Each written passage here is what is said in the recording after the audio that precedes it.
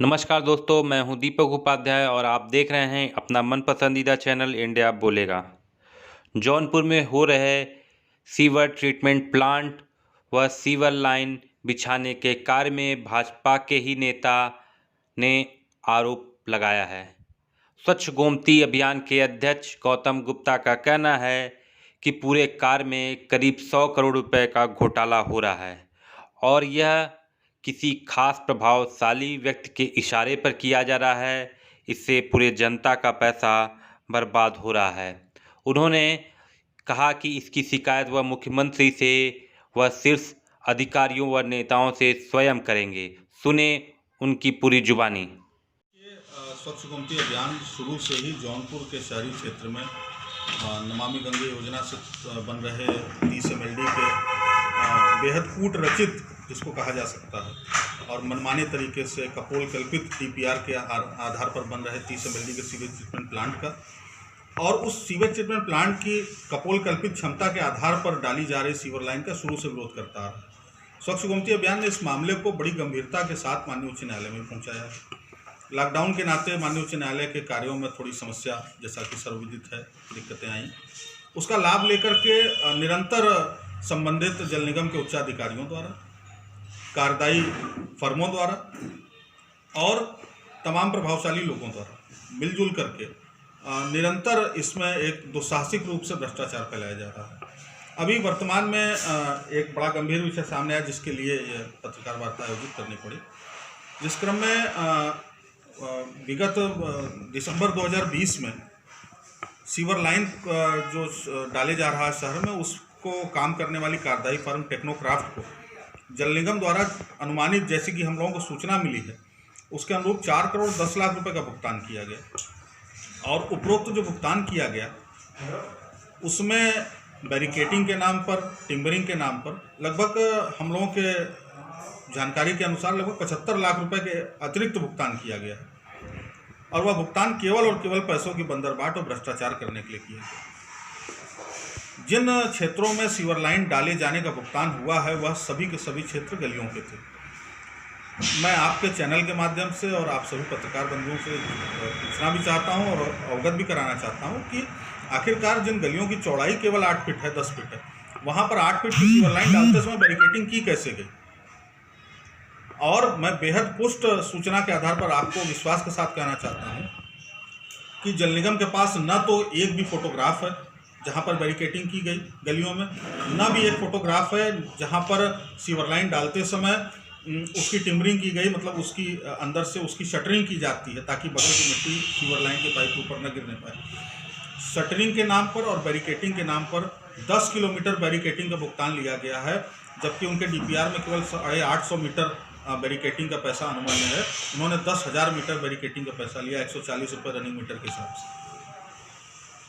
इस तरह से दुस्साहसिक भ्रष्टाचार हम सभी आपके चैनल के माध्यम से माननीय मुख्यमंत्री जी से और उत्तर प्रदेश सरकार से बड़ा विनम्र अनुरोध करते हैं कि इस पर सरकार गंभीर संज्ञान ग्रहण करते हुए सभी दोषियों के ऊपर कठोर से कठोर दंडात्मक कार्रवाई करे, ताकि भविष्य में सरकार द्वारा मोदी जी के नेतृत्व में चल रही केंद्र सरकार और योगी जी के नेतृत्व में चल रही उत्तर प्रदेश सरकार द्वारा विश्वास के साथ आम जनमानस का दिया हुआ यह 440 करोड़ रुपये विभाग द्वारा और संबंधित कार्यदायी फर्मों द्वारा, प्रभावशाली लोगों द्वारा मिलजुल करके किसी भी रूप में इसकी बंदरबाट न होने पाए, इसका पूरा का पूरा उपयोग आम जनमानस के हित में। आप भाजपा के मेरा अपना अंदाजा है कि 100 करोड़ रुपए घोटाला है टोटल स्टीपी प्लांट और सीवर लाइन के प्लांट। इतना लंबा घोटाला और इस पर कोई वो नहीं है। हालांकि इस बाबत शासन को बहुत गंभीर रूप से चिट्ठियां भेजी गई हैं। देखिए, शासन द्वारा निश्चित रूप से बहुत विश्वास है। आप सरकार पार्टी भाजपा कार्यकर्ता भी हैं जी, तो क्या आप सरकार तो कहीं पहुँचाता है? नहीं, बिल्कुल पहुंचाई गई है बात। भाई देखिए, अभी तक हम लोग इसको नियम कानून में बांध करके कोर्ट के माध्यम से करने का प्रयास कर रहे थे। लॉकडाउन लगने के नाते अधिकारियों को एक मौका मिल गया हाईकोर्ट बंद होने का, जिसके नाते हाईकोर्ट के काम थोड़ा सा डिस्टर्ब चल रहा है। उसका लाभ लेकर के इन लोगों ने फिर से शुरू कर दिया अपना सारा खेल। कहना एकदम कतई उचित नहीं है। मैं निश्चित रूप से इसको आपके चैनल के माध्यम से स्वीकार करता हूं और बड़े गर्व के साथ स्वीकार करता हूं। मैं भारतीय जनता पार्टी का एक ईमानदार सिपाही हूं हम लोगों ने इस मामले को अभी सरकार के पास पहुंचाना उचित नहीं समझा था। हम लोगों को ये मालूम नहीं था कि अधिकारी इतने दुस्साहसिक निकलेंगे। हम लोगों ने सोचा कि व्यक्तिगत आधार पर, संस्थागत आधार पर इस बात की शिकायत किए जाने पर, और हम लोगों ने जब कभी सरकार से किसी बात को रखा है, जब कभी सरकार से किसी विषय की शिकायत की है, अभी मैं आप लोगों को एक दस्तावेज उपलब्ध कराऊंगा जिसमें आपको स्पष्ट दिखाई देगा कि हम लोगों द्वारा सरकार से मात्र एक आग्रह करने को, पूर्व में जौनपुर में जल निगम के जो एक्सीएन रहे, जो भ्रष्टाचार में लिप्त थे सीवेज ट्रीटमेंट प्लांट के और सीवर लाइन के, उनकी एकमात्र शिकायत करने पर उनको तत्काल यहाँ से हटाया गया। तो सरकार ने हमेशा हम लोगों को अपना आशीर्वाद दिया है। हम लोग सरकार के एक सच्चे सिपाही हैं पार्टी के। तो सरकार तक अब बात जाने का समय आ गया है। अब हम लोग निश्चित इस पूरे गंभीर भ्रष्टाचार के मामले को सरकार तक भी ले जाएंगे। सारी लोगों की साठगांठ से बंट जाए और उद्घाटन के पहले दिन जैसे ही बटन दबाया जाए, जैसे लैट्रिन का पानी फ्लश हो जाता, सारा पैसा फ्लश हो जाएगा नाले में, काम खत्म। वर्तमान समय में आप लोगों को जान के आश्चर्य होगा कि जौनपुर शहरी क्षेत्र में 100% वाटर सप्लाई नगर पालिका परिषद की। जल निगम एक बूंद भी पानी सप्लाई अपने से नहीं करता। तो वाटर सप्लाई की किसी प्रकार की भी जानकारी के लिए जल निगम पूरी तरीके से नगर पालिका परिषद पर आश्रित है। उसी तरह से हम लोग भी आश्रित हैं नगर पालिका पर। नगर पालिका परिषद से एक आरटीआई के जवाब में हम लोगों को यह जवाब दिया गया कि वो वर्तमान समय में 33 MLD पानी की सप्लाई दे रहे हैं, और यह आरटीआई वर्ष 2019 के दिसंबर में आई थी। वर्ष 2019 के दिसंबर में, आज से सवा साल पहले, उसमें बताया गया कि 33 MLD वाटर सप्लाई आज के समय हम दे रहे हैं और 9 MLD वाटर सप्लाई बढ़ाने जा रहे हैं, जो आने वाले 6 महीने में बढ़ जाएगी, जो कि बढ़ गई होगी।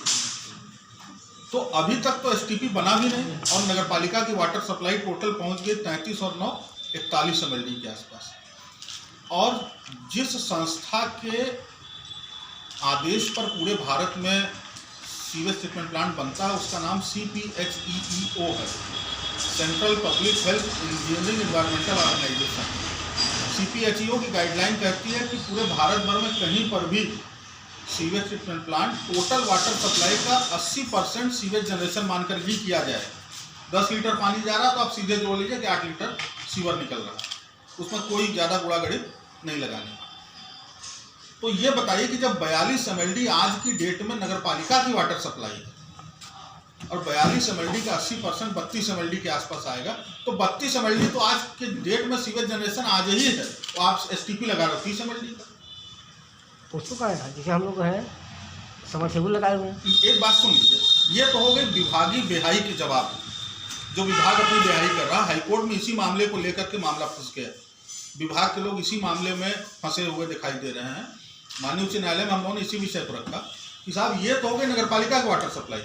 जौनपुर शहरी क्षेत्र जहाँ हर तीसरे मकान में या तो सबमर्सिबल है या जेट पंप लगा हुआ है या किसी माध्यम से लोग सेल्फ जनरेटेड वाटर इस्तेमाल कर रहे हैं, वहाँ पर और नगर पालिका की जो वाटर सप्लाई आती है वो सीमित समय के लिए आती है और सीमित मात्रा में आती है, पतले पाइपलाइन से आती है। तो आप पतले पाइपलाइन से किसी को पानी दोगे तो उसका उपयोग तो कर सकता, बहुत संचित नहीं कर सकता। और जो सेल्फ जनरेटेड वाटर इस्तेमाल कर रहे हैं लोग, वो असीमित इस्तेमाल कर रहे हैं। मेरे यहाँ सबमर्सिबल लगा हुआ है, दिन भर में 3 बार चलता है और डेली 4000-5000 लीटर पानी इस्तेमाल होता है। गाड़ी भी उसी से धुलाती है, खेत भी उसी से भराता है, सारी चीज़ें होती हैं। तो उस वाटर सप्लाई को जोड़ा ही नहीं विभाग ने। उस वाटर सप्लाई को जोड़ लेंगे तो वो just equivalent water supply of नगर पालिका परिषद, लगभग 82 MLD 84 MLD की वाटर सप्लाई तो यही हो गई। और उसके बाद CPHEO ने अपने मैनुअल में अलग से कह रखा है कि हर हाल में आप 17 ऐसे बिंदु बताए हैं उन्होंने जिनकी वाटर सप्लाई पर्सनल और गवर्नमेंट वाटर सप्लाई के इतर जोड़ी जाएगी, जैसे railway station, bus station, school, college, hospital, जहां फ्लोटिंग पॉपुलेशन है, जहां पर मतलब ये पक्का ना हो कि कौन आएगा, तो भाई ट्रेन आई 2000 सवारी। अगर आपको हमारा वीडियो पसंद आया है तो प्लीज़ लाइक कीजिए, सब्सक्राइब कीजिए और बेल आइकन की घंटी जरूर